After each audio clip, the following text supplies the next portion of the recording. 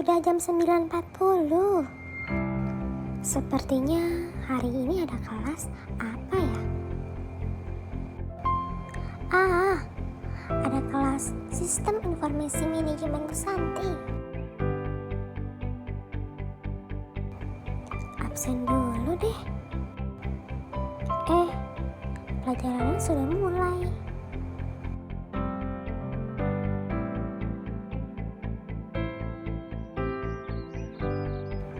Hari ini, untuk pengganti UAS, saya akan memberikan tugas yaitu membuat paper. Dan selain membuat paper, seperti UTS kemarin, kita akan ujian secara lisan.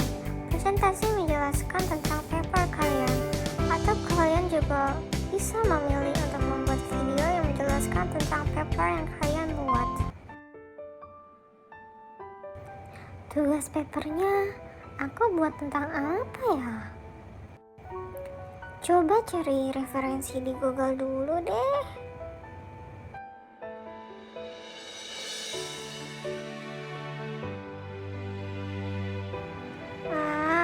Aku masih bingung.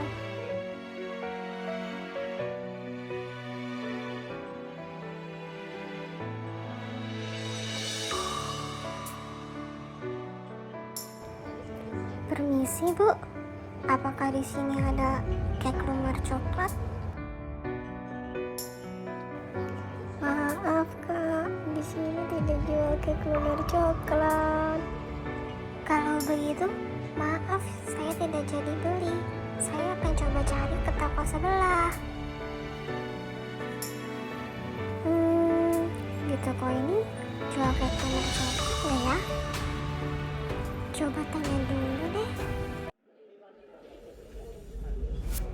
Permisi Mas, di sini jual kek lumer coklat nggak? Maaf, di sini kak jual kek lumer coklat. Kalau begitu, maaf Mas, saya tidak jadi beli. Kalau begitu saya permisi.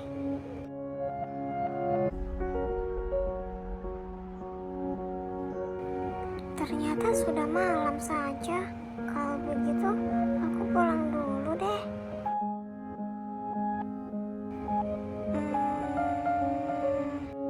Hari ini sudah keliling sekitar rumah untuk beli kek lumer coklat, tapi gak ada yang jual. Terus aku harus beli kemana ya?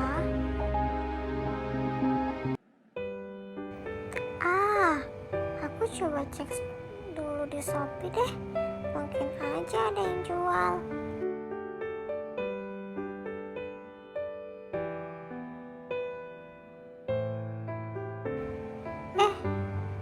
Ternyata di Shopee ada yang jual kek lumer coklatnya.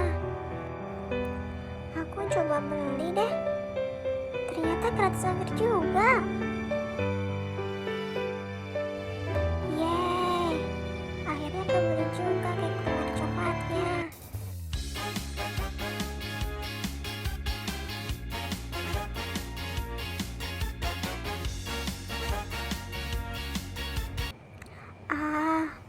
Aku jadi ingat tugas paper Bu Santi. Bagaimana kalau papernya tentang Shopee saja ya? Aku coba cari artikel jurnalnya dulu deh.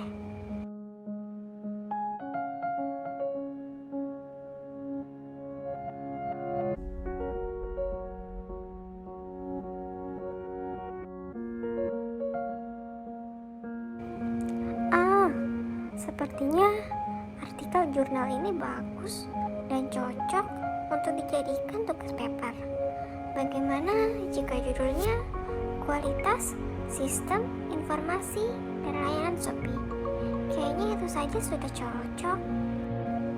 Kalau begitu, aku coba buat deh.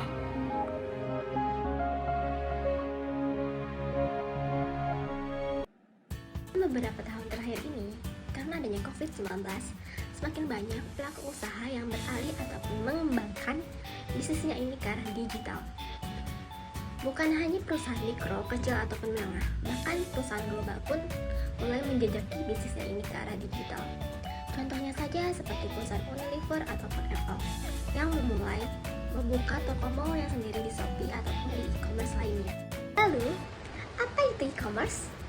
Menurut Laudo tahun 1998, e-commerce ini adalah suatu proses membeli dan menjual produk-produk secara elektronik oleh konsumen dan dari perusahaan ke perusahaan dengan komputer sebagai perantara transaksi bisnis tersebut.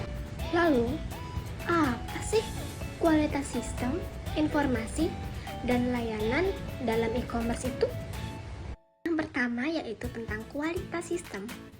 Menurut Orbach dan Mullers, kualitas sistem ini merupakan sebuah dimensi karakteristik yang diinginkan dari sebuah sistem informasi dan juga mempengaruhi sistem informasi itu sendiri. Sedangkan dalam e-commerce ini, konsepnya diperkenalkan oleh DeLones dan McLaren. Dan Sedon sendiri menjelaskan bahwa hal ini berkaitan dengan penggunaan sistem, kemudahan sistem, dan tidak adanya kesalahan dalam proses. Kedua yaitu tentang kualitas informasi. Menurut Dillon dan McLaren tahun 2003, kualitas informasi mengukuri kualitas output dari sistem informasi, yaitu kualitas yang dihasilkan oleh sistem informasi. Kualitas informasi yang baik menandakan bahwa informasi yang disediakan sesuai dengan kebutuhan dan harapan user berdasarkan dimensi kualitas informasi. Dan yang ketiga yaitu kualitas layanan. Menurut Orbach dan Mullers tahun 2011, kesuksesan dimensi kualitas layanan mempresentasikan kualitas dukungan yang pengguna dapatkan dari Departemen Sistem dan dukungan personel TI, seperti training, hotlines, ataupun helpdesk. Layanan yang baik dapat mempermudah penjual dalam melakukan transaksi penjualan menggunakan e-commerce. Lalu, apakah Shopee memiliki kualitas sistem informasi dan layanannya sendiri? Tentu saja, Shopee memiliki kualitas sistem informasi dan layanannya sendiri, sesuai dengan standar yang mereka buat. Dan apakah kualitas sistem informasi dan layanan Shopee ini sudah sempurna? Tentu saja tidak, karena masih ada beberapa masalah tentang kualitas sistem informasi dan layanan dalam Shopee ini. Lalu, apa saja masalah-masalah yang ada dalam kualitas sistem informasi dan layanan Shopee ini? Pertama yaitu masalah tentang sistem. Contohnya saja, dahulu pihak seller tidak bisa langsung menggunakan dana dagangannya di ShopeePay dan harus memasukkannya dahulu ke rekening. Dan ini menyebabkan saldonya tertarik oleh sistem sehingga menyebabkan saldo seller ini berkurang. Tetapi hal ini sudah diatasi oleh pihak Shopee. Dan yang kedua yaitu masalah sistem juga. Saat sebuah keluarga besar yang memiliki anggota keluarga yang banyak tinggal dalam satu rumah yang sama, dan beberapa di antara mereka menggunakan aplikasi Shopee. Dan terkadang disinilah masalahnya suka terjadi, yaitu saat mereka menggunakan voucher, mereka tidak bisa menggunakannya karena ternyata anggota keluarga lain telah menggunakannya. Padahal akun mereka berbeda. Hal ini disebabkan oleh error yang terjadi karena mereka berada di satu lokasi yang sama. Yang ketiga yaitu tentang kurangnya informasi. Contohnya saat pihak seller mereka ingin mengirimkan makanan frozen food salah satu pesanan customer ke tempat pengiriman, tetapi ditolak oleh tempat pengiriman tersebut karena mereka tidak bisa mengirimkan makanan cair, dan hal tersebut tidak diketahui oleh pihak sellernya. Karena kurangnya informasi ini, pihak seller tersebut menjadi dirugikan karena customer membatalkan pesanannya. Yang keempat yaitu karena kurangnya informasi yang dimiliki oleh customer. Contohnya, saat seorang customer melakukan transaksi COD ke sebuah seller dan seller tersebut mengirimkan barangnya ke jasa kirim COD, dan kurir pun mengantarkan pesanannya ke customer tersebut. Tetapi customer ini tidak ingin membayarkan pesanannya dan malah membuka bungkusan atau paketan terlebih dahulu, dan hal ini akan merugikan pihak seller ataupun pihak dari kurir. Kelima yaitu masalah layanan. Contohnya, saat customer melakukan transaksi di Shopee, mereka terkadang menemukan masalah-masalah seperti error ataupun karena kurangnya informasi. Jika Jika hal ini terjadi, biasanya customer ini menghubungi customer service yang disediakan oleh Shopee. Tetapi untuk masalah error, terkadang customer service ini hanya menyarankan untuk menunggu email lanjutan. Dan hal tersebut terkadang membuat customer merasa masalahnya ini tidak teratasi dengan baik. Setelah kita mengetahui beberapa masalah yang ada, lalu bagaimana sih cara mengatasi masalah-masalah yang ada dalam kualitas sistem informasi dan layanan Shopee ini? Yang pertama yaitu sistem. Untuk masalah sistem ini, sebenarnya yang bisa memperbaikinya hanya pihak internal dari Shopee. Karena hal ini bisa dilihat dari kasus ShopeePay yang hanya bisa diperbaiki oleh pihak internal Shopee. Kita sebagai customer ataupun pihak seller hanya bisa memberitahukan masalah-masalah yang ada kepada pihak customer service. Yang kedua yaitu informasi. Untuk informasi ini, contoh kasusnya seperti COD. Dan cara mengatasinya yaitu pihak Shopee hanya perlu lebih mensosialisasikan sistem COD tersebut kepada masyarakat tentang apa yang harus dilakukan dan tidak boleh dilakukan oleh customer saat melakukan transaksi COD tersebut.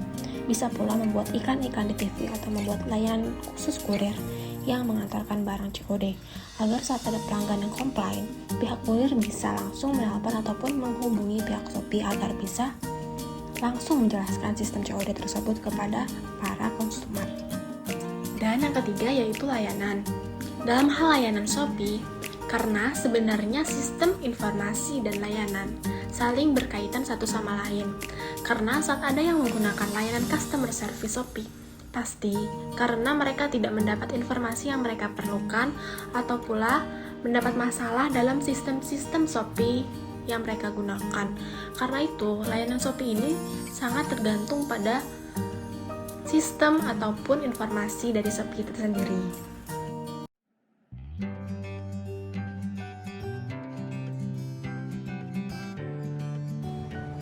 Akhirnya selesai juga.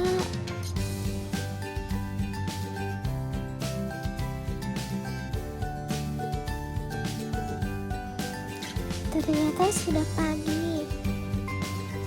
Kalau gitu, aku mandi dulu deh.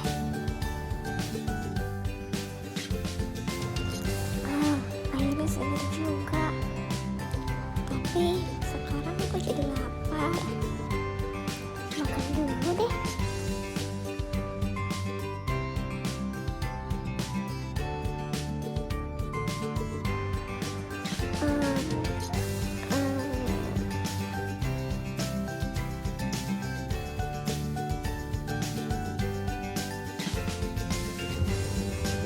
Paketan cake lumur coklatnya sudah sampai.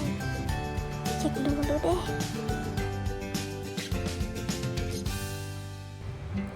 Alhamdulillah, ternyata semuanya lengkap. Semoga aja enak.